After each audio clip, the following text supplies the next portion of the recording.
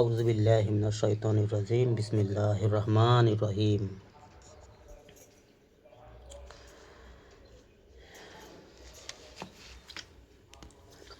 হযরত মুআবিয়া রাদিয়াল্লাহু তাআলা আনহু, হযরত আব্দুর রহমান ইবনে আউফ রাদিয়াল্লাহু তাআলা আনহু ও হযরত আব্দুল্লাহ ইবনে আমর ইবনে আস রাদিয়াল্লাহু তাআলা আনহু তিনজন সাহাবা হইতে হাদিসটি বর্ণিত আছে। নবী করিম সাল্লাল্লাহু আলাইহি ওয়াসাল্লাম ইরশাদ করিয়াছেন, হিজরত দুই প্রকার। হিজরত দুই প্রকার।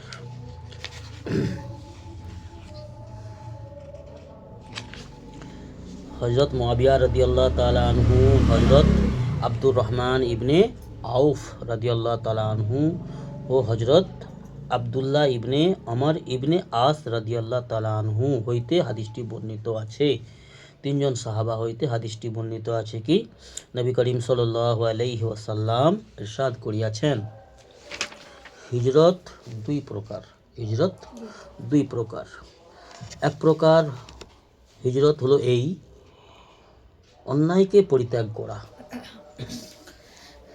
বাস্তব আজকের সমাজে, আজকের দিনে বিশেষভাবে এটা খুব গুরুত্বপূর্ণ একটা বিষয়, যেটা আমরা আমাদের সমাজ, আমাদের মহল্লা, প্রতিবেশী, আমাদের আপনজন সবাই যেই ফিতনার মধ্যে জড়িয়ে গেছে।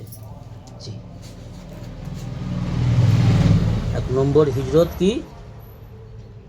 অন্যায় পথ, শয়তানের পথ, নফসের গোলামি ছেড়ে দেওয়া, পরিত্যাগ করা। এটা সব থেকে বড় হিজরত আজকের সমাজে, বিশেষ করে কেন এখন হচ্ছে ফিতনার দৌড়, মারাত্মক ফিতনার দৌড় চলছে। এক নম্বর হিজরত হইল অন্যায়কে পরিত্যাগ করা। অন্যায় পথ, বেদিনীর পথ, নফসের গোলামির পথ, পরচর্চা, গীবত, এই সমস্ত অন্যায় কাজকে পরিত্যাগ করা। দ্বিতীয় প্রকারের হিজরত হইল আল্লাহ তাআলা ও তাহার রসুল সাল্লাল্লাহু আলাইহি সাল্লামের দিকে হিজরত করা। অর্থাৎ বিষয়টা ভালো করে খুলে বলছে কি, আল্লাহ তাআলার পথে, রাসূলুল্লাহ সাল্লাল্লাহু আলাইহি সাল্লামের পথে হিজরত করা। অর্থ কি? নিজের জিনিসপত্র ছাড়িয়া, নিজের ঘর, নিজের ব্যবসা, বিজনেস, সম্পদ এবং সন্তান, পতাপতি, এই যে মায়া, যে আমরা মায়া জালে জড়িয়ে গেছি, এক কথায় সংসারে, এই যে সংসারের মায়া জালে, ব্যবসা বিজনেস নিয়ে কারবার এবং ধন সম্পদ এবং বাগান, বিভিন্ন জি অর্থ সম্পদের যে একটা মোহ মায়াতে জি জড়িয়ে গেছি, এই সমস্ত ত্যাগ করে, এই সমস্ত জিনিস থেকে সরে যাওয়া, এই সমস্ত জিনিস থেকে একটু সরে কিছু সময় বের করে আল্লাহর পথে দ্বীন ইসলামকে শিখার জন্য বাহির হওয়া, ঘর ছাড়া, ঘর ছেড়ে দ্বীন ইসলামের ব্যাপারে এলেম জ্ঞান হাসিল করার জন্য বেরোনো এবং নফসের গোলামি না করা, নফসকে কষ্ট দেওয়া, এটা বড় হিজরত। নফস যেটা চাইবে, মন যেটা চাইবে সেটা না করা, এটা হচ্ছে বড় হিজরত। আর আমরা কি করছি? নফস যেটা চাইছে, মন যেটা চাইছে, আমরা সেটা করছি। আমাদেরকে আল্লাহ পাঠিয়েছে আল্লাহর গোলামি করার জন্য, কিন্তু আমাদের সমাজ, আমাদের ঘর, আমার আত্মীয় স্বজন আল্লাহর গোলামি ছেড়ে দিয়ে কি করছে? নফসের গোলামি করছি। মানে যেটা মন চাইছে সেটা করছি। যতটা আমাদের দ্বীন ইসলাম ভালো লাগে ততটা করি, যতটা বুঝে আসে ততটা করি, যেটা বুঝে আসে না করি না, যেটা ভালো লাগে না করি না। জি, সমাজকে নিয়ে চলার জন্য অনেক বিয়ের অনুষ্ঠানে, অনেক আকিকা বাড়ি বা বিভিন্ন অনুষ্ঠান যে আমরা ঘরে করে থাকি কোনো, সেগুলো আমাদের সমাজকে সামনে রেখে আমরা কি করি? সুন্নতকে ছেড়ে দিই। সুন্নত ছেড়ে দিই, আল্লাহর হুকুমকে ছেড়ে দিই। কি করি না, সমাজের সম্মান রাখার জন্য, সমাজে সম্মান রাখার জন্য, সমাজের কথা, মানুষের কথা রাখার জন্য আমরা বেদিনীকে ঢোকাই ঘরে। অনেক বেদিনী তরিকায় আমাদের সমাজে বিয়ে শাদী হয়, আমাদের ছেলে মেয়ে আমরা দেখি তো নাকি। তো আমরা কি করি? নফসের গোলামি করে বসি, আল্লাহর হুকুম ছেড়ে নফসের গোলামি করে বসি। এটা বড় অন্যায়। তো এখানে কি বললেন? আল্লাহর পথে, রাসূলুল্লাহ সাল্লাল্লাহু আলাইহি সাল্লামের পথে নিজস্ব ঘর, ব্যবসা, বিজনেস পরিত্যাগ করে সফর করা। এই দুইটি হিজরত যতক্ষণ বাকি থাকবে, ততক্ষণ তওবা কবুল হইবে। এই দুটো হিজরত যেটা বলা হলো, 1 নম্বর অন্যায় পথ, শয়তানের পথ, নফসের গোলামির পথ পরিত্যাগ করা, ছেড়ে দেওয়া, আর আল্লাহর পথে, দিন ইসলামের পথে, রাসূল সাল্লাল্লাহু আলাইহি ওয়াসাল্লামের সুন্নতের পথে দিন ইসলামকে জানার জন্য, শিখার জন্য, দিন ইসলামের জ্ঞান অর্জন করার জন্য এবং নিজের ঈমানকে মজবুত করার জন্য নিজের মায়ার সংসার এবং সংসারে যা কিছু মাল দৌলত সম্পদ ছেড়ে সময় বের করে ঘর ছেড়ে বেরিয়ে যাওয়া, বাইরে ঘর থেকে দূর দূরান্তে যেয়ে জামাত আকারে কিছু লোক একসঙ্গে বেরিয়ে যেয়ে দিন ইসলামের চর্চা আলোচনা করে অনেক কিছু শিক্ষা, জ্ঞান অর্জন, এলেম শিক্ষা করা। যতক্ষণ এই জিনিস বাকি থাকবে, যতক্ষণ পর্যন্ত এই জেহাদ বাকি থাকিবে, ততক্ষণ পর্যন্ত তওবা কবুল হবে। আল্লাহ সুবহানাহু ওয়া তাআলা তওবা কবুল করবে। তওবা ততক্ষণ কবুল হইবে যতক্ষণ না সূর্য পশ্চিম দিক হইতে উদয় হইবে। তাহলে সময়টা কি? কিয়ামতের আগে সূর্য কাবার দিক, মাগরিব থেকে উঠবে, মানে পশ্চিম দিক থেকে সূর্য উঠবে, সে তো অনেক পরে, তার আগেই তো আমাদের কবরে পচে ঘাস ফুটে যাবে।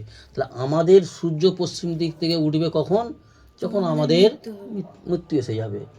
জি, একটা হয় কিয়ামতে কুবরা, আর একটা হচ্ছে কিয়ামতে সুবরা, মানে ছোট কিয়ামত, বড় কিয়ামত।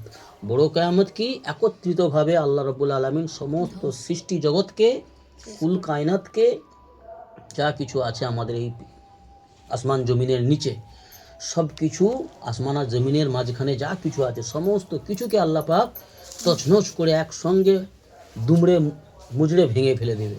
জি, এটা হচ্ছে কিয়ামতে কুবরা, বড় কিয়ামত। জি, সবকে একসঙ্গে, সমস্ত সৃষ্টি বস্তুকে একসঙ্গে আল্লাহ ধূলিসাৎ করে দেবে।